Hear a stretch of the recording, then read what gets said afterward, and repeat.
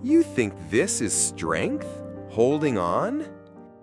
True power is in letting go.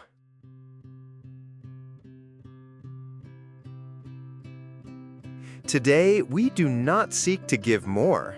We seek to become stronger. We explore the profound, paradoxical truth that the more you release, the more whole you become.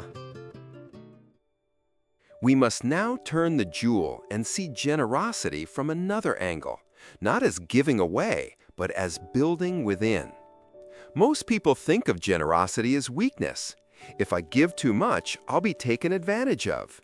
If I am soft, I'll be broken. Yet history tells another story.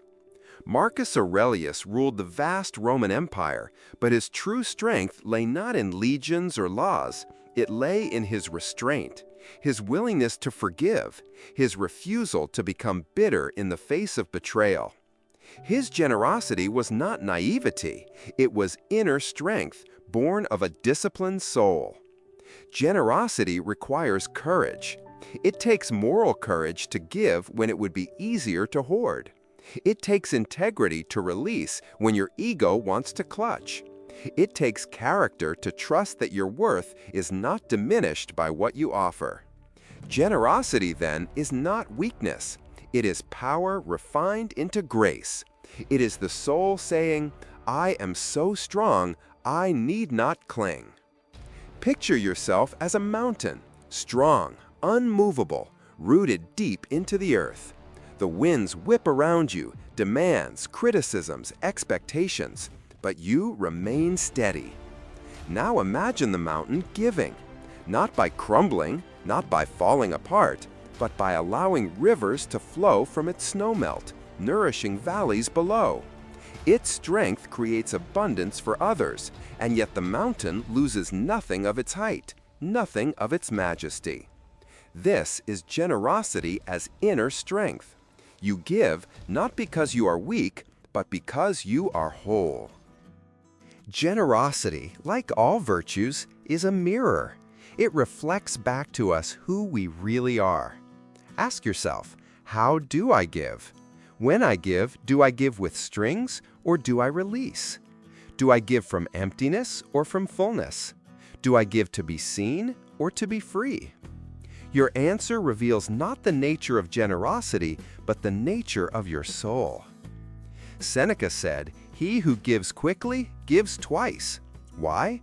Because quickness reveals the heart's alignment. To hesitate, to calculate, to weigh the scales, this exposes fear, not freedom. The Stoics believed that every act of giving was a chance to practice integrity.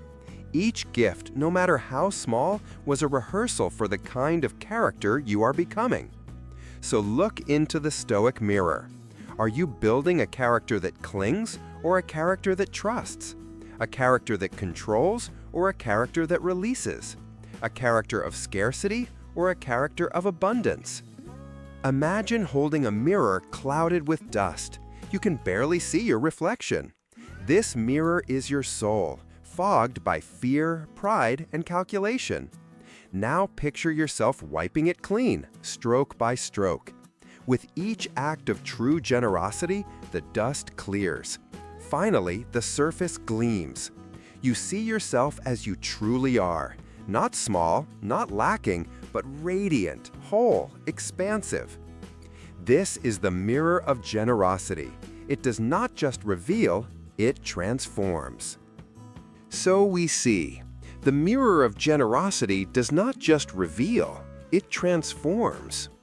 True strength is not found in the clenched fist of control, but in the open palm of release. It is the courage to trust that you are enough, that your source is abundant, and that your worth is not diminished by what you offer. It is the character that Marcus Aurelius forged, the integrity that Seneca praised, the grace that all great souls embody. We have seen the traps. We have discovered the strength. We now understand that generosity is not a mere transaction. It is an act of character, a practice of integrity, a path to an intentional life. But how do we bring this profound truth into the messiness of our daily lives? How do we transform our daily interactions, our work, our very presence into an expression of this generous strength? That is the final sacred alchemy. And in our final meditation together on this topic, we will learn how to live the alchemy of a generous life.